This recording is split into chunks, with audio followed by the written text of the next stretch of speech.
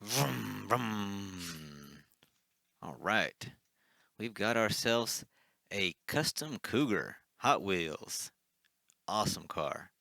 Very awesome. Haven't done a Hot Wheels in a while. I figured I'd get one out. I don't know how many more Hot Wheels I'm going to do. I'm concerned with the way that YouTube's making changes. If the Hot Wheels videos start getting flagged as being for kids, then there's not much point making them because they won't be promoted and no one will see them. So I might have to just do other ones. But for right now, we'll do one more, at least. Hopefully, we'll do a lot more. Of course, this guy's in pretty rough shape. I ordered a new hood for it. Spectra Flame Blue is going to be beautiful when we're done. Besides that, it looks like it's in pretty good shape, but we won't really know until it's open. So let's get this guy taken apart.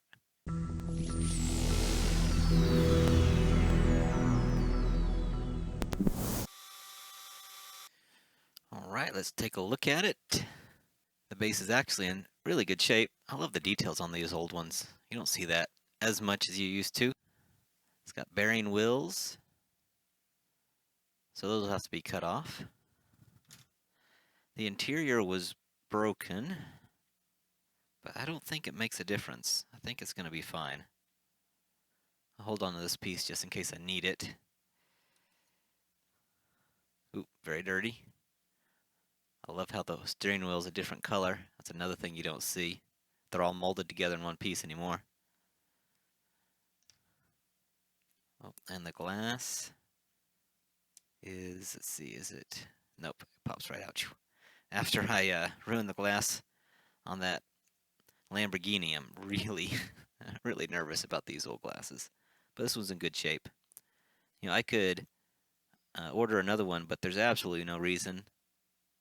This doesn't even have any deep scratches. It's gonna restore beautifully. And of course this is gonna need a lot of help, but we'll get it looking nice. So let's put it in the stripper tank and then we'll see how bad the pittings are or if there's any.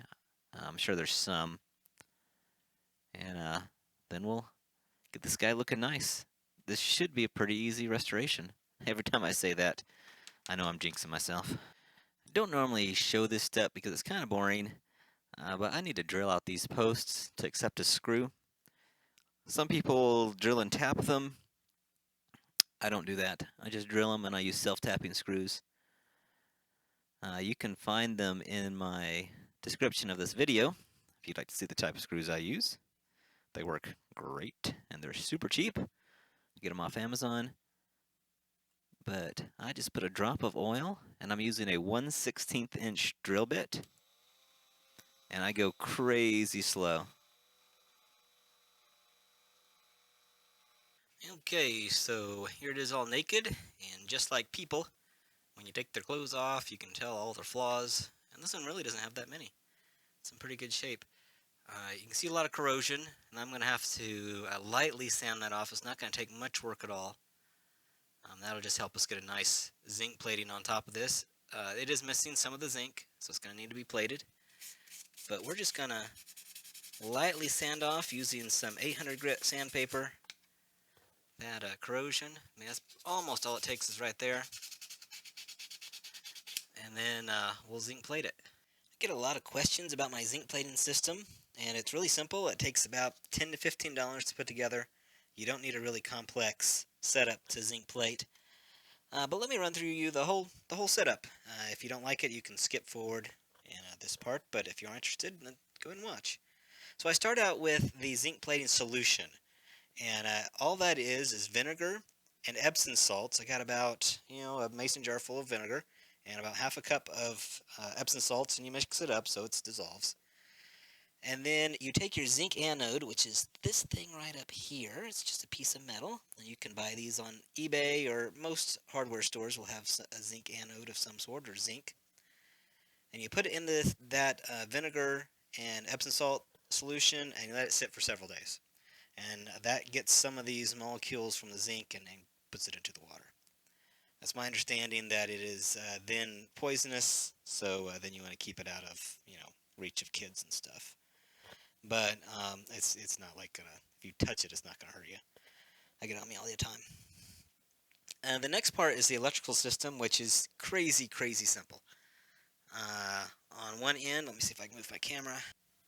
On one end, I've just got a clamp attached to a wire, and I've just clamped it in there. I haven't soldered it or anything. I've just screwed it down, and that attaches to the anode, which is dipped into the solution. The other end of that wire attaches to the positive side of a D battery. Now you can come up with all sorts of complex solutions for this. You can come up with all sorts of controllers and power supplies, but really a D battery is perfect. It's exactly what you need. You want a very low voltage, which is what the D battery gives you, and a very low amps, which is also what the D battery gives you. So on this side, on the negative side, all we've got is another clamp attached to it, and that goes to whatever we are going to zinc plate, which is going to be this car. The only thing we have to be very careful, and this is absolutely vital, and that is that the car is completely degreased. If there's any dirt, any oils, anything on your car, then that portion is not going to zinc, and you're going to get a mix matched and discoloration. It's not going to look good. So make sure that's degreased, and after that point, all we have to do is stick it down into our solution. And you should instantly start seeing, or almost instantly start to see bubbles forming on your car, or whatever you are plating. And when that happens, you'll know that it is working.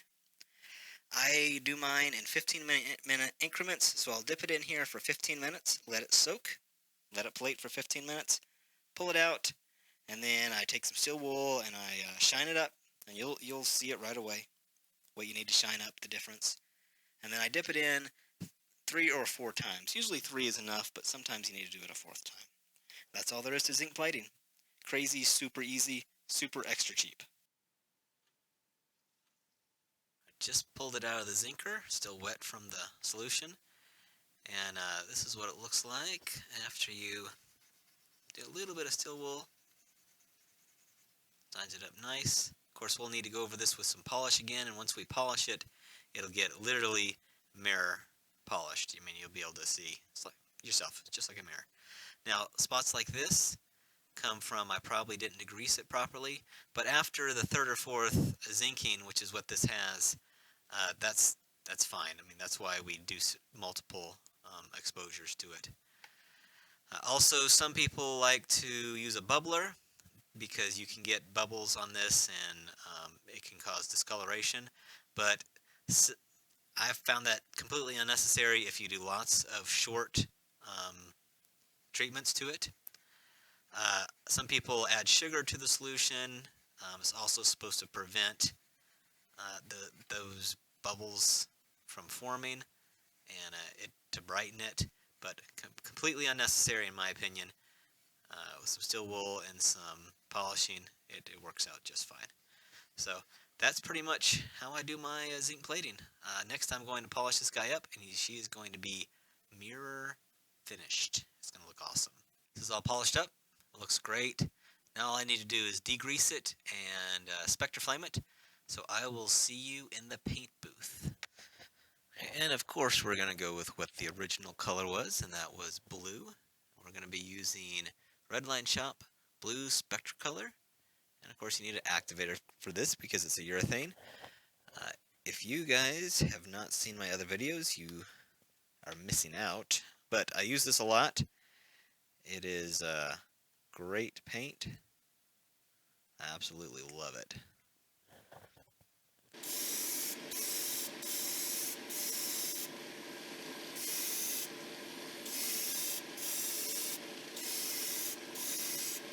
I cringe every time I have to do this, but I've got to cut these wheels off. It is possible to pull them off, but you risk the bearings, and replacing the bearings is way major hard. And these wheels aren't salvageable. I can't use them for anything else.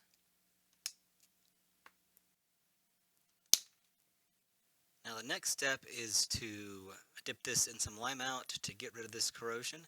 However, it's super dirty, and I don't want that to affect my lime out. I don't know if it would or not, but yeah, don't want to risk it. So I'm going to wash all these parts. It looks like this was played in a sandbox. The power of lime out. Gotta love that acid eating away at the corrosion. If you're wondering if this was a child-directed show, just look at all the terrible chemicals we use and the acid. Putting these bearing wheels on are easy peasy lemon squeezy. Just gotta use your axle tuning tool. It's, you can buy these all over the place, eBay, Redline shop. I think you can get them on Amazon, you can get them anywhere. And to put it behind the bearing to support it, then you take this and you just push it on all the way until it's flush. That's all there is to it. So I'll go ahead and put all these wheels on, and this guy will look as good as new.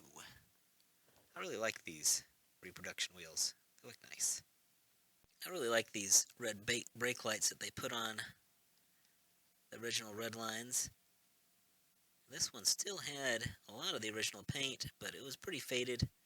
So I'm going to go back over it with this red paint pen and make it look a lot nicer. It is finally time to put this guy back together, and it is gorgeous. Wow. Wowzers.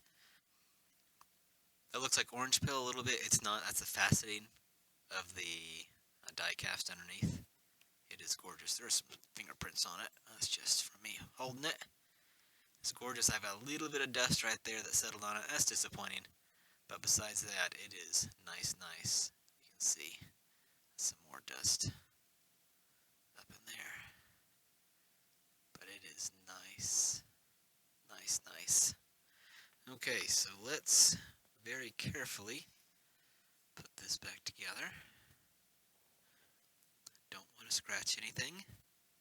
Although this paint, I've cured it for several days. Hey, there's the glass. Very nice. That shined up really well.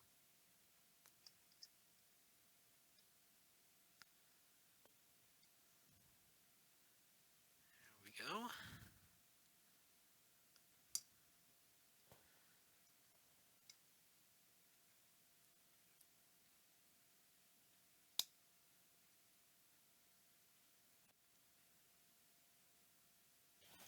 And here it is. Whoa, does that not look good? Wow. Sweet 16 Redline. Beautiful. Well, I hope you enjoyed this video. Hope you enjoyed it as much as I did. This was a pleasure to put together. If you remember, this is the before. And now we have the after. And I appreciate you watching this video, as always. And I hope to see you in my next one. See you around. Bye. Vroom, vroom, vroom. Vroom.